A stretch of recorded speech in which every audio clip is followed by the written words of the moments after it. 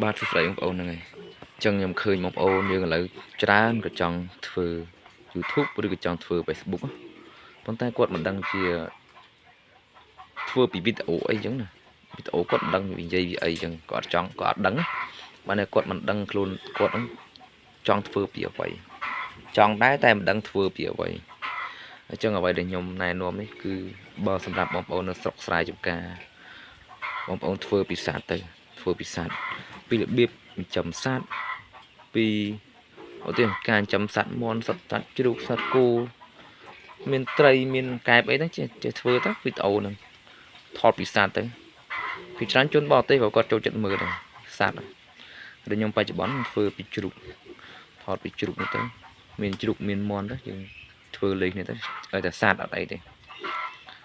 ហើយយើងធ្វើអ្នកខ្លះក៏ធ្វើពីការដាំដំណាំអីហ្នឹងទៅ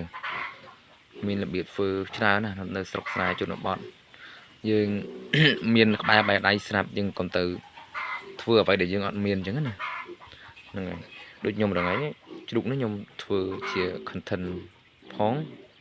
ហើយពេលខ្លះទៅបងប្អូនយើងចាប់អារម្មណ៍ក៏គាត់តាក់ទងមកទិញខ្ញុំដែរដាក់ Telegram ទៅលើវីដេអូអញ្ចឹងណាមានបងប្អូនជាច្រើនគាត់ខលមកទិញជ្រូកខ្ញុំតាម Telegram យើងក៏អាចរកចំណូលបានពីប្រភពដែរទី1លក់ជ្រូកទី2យើងបានចំណូលពីការផ្សាយពាណិជ្ជកម្មទៅលើវីដេអូរបស់យើងអញ្ចឹងណាហ្នឹងហើយអញ្ចឹងហើយសម្រាប់បងប្អូនដៃថ្មីបងប្អូនគាត់ថាបើសិនបងប្អូននៅទីក្រុងបងប្អូនថតពីអ្វីនៅទីក្រុងទៅបែរដៃបងប្អូនមាននេះគឺបងប្អូនមើលទៅហើយបងប្អូនជំនាញខាងអីចេះខាងអីធ្វើទៅដូចខ្ញុំនៅស្រុកស្រែខ្ញុំអត់មានពេលទៅធ្វើអីទៀតទេមានតែសត្វហ្នឹងហើយចាំសត្វបដើថតសត្វបដើមើលវាលក់ដូរអីបដើយើងបានចំណូលអីតិចតួចក៏បានទៅមិនបានក៏អត់ទៅចេះធ្វើលេងតែបច្ចុប្បន្នរកលុយបានខ្លះហើយប៉ុន្តែគាត់មិនទាន់បានច្រើនមិនទាន់បានច្រើនមិនទាន់បានបើកទេដោយសារពីមុនធ្លាប់រកម្ដងដែរតែខ្ញុំលក់ channel ចោលអញ្ចឹងក៏ដឹងអត់មានពេលធ្វើអត់កុងទ័រលក់ចោលទៅស្ដាយដែរហើយចាប់ដើមថ្មីនេះក៏កំពុងតែរកលុយបានដែរតែគាត់វាមិនទាន់បានបើកបានច្រើនទេអញ្ចឹងសម្រាប់បងប្អូនដែលចង់ប្រកបចង់រកចំណូលតាមអនឡាញតាម YouTube បងប្អូនធ្វើដូចខ្ញុំទៅមានសត្វឲ្យថតសត្វទៅហើយបើថាចង់ធ្វើដែរមានសត្វថតមានវីដេអូហើយមិនចេះបង្កើត channel វាយ YouTube រកទៅពេលបង្កើត channel ឬក៏មកជួបខ្ញុំក៏បានខ្ញុំធ្វើឲ្យ channel ហ្នឹងក៏រៀបចំ channel រៀបចំឲ្យអញ្ចឹងណាហើយបងប្អូនបង្ហោះវីដេអូទៅចេះបង្ហោះទៅបង្ហោះចាំថ្ងៃទៅមួយថ្ងៃ1 2វីដេអូទៅកុំដាច់កុំបង្ខានកុំបង្ហោះខានហ្នឹងគឺ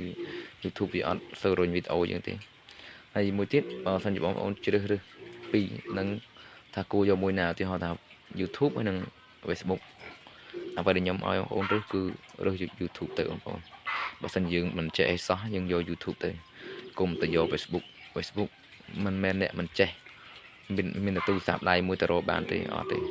បើ YouTube រកបានតែ Facebook រកអត់បានទេ YouTube មានទូរស័ព្ទដៃមួយអញ្ចឹងអាចនឹងរកបានប៉ុន្តែ Facebook ប្រហែលជាពិបាកបន្តិចមិនបាក់តិចបាក់ខ្លាំងណា Facebook អ្នកបរាជ័យច្រើនតែបើ YouTube យើងបង្កើតបាន channel មួយដែលរកលុយបានហើយឆ្នាំងបានយើងគឺនៅបើកលុយបានរហូតឲ្យយើងធ្វើវីដេអូតរហូតលុយនៅតែបានជាប្រចាំខែជាប្រចាំឆ្នាំអញ្ចឹងតែបើ Facebook ស្រួលដាច់ page បាត់ស្រួលខូចបាត់ទៅវាគោលការណ៍វាតឹងរឹងហើយលុយក៏បានតិចដែរ 1k 2k លុយបានប្រហែលសេនតែបើសម្រាប់ YouTube ខ្មែរយើងមើលដូចជា view ត្រឹម20 view 10 view ជាងបាន1សេនទេតាចុះបើសិនយើងធ្វើទៅបាន 1k 2k វាមិនបានលុយច្រើនក្នុងវីដេអូនេះកុំឲ្យវែងពេកអរគុណច្រើន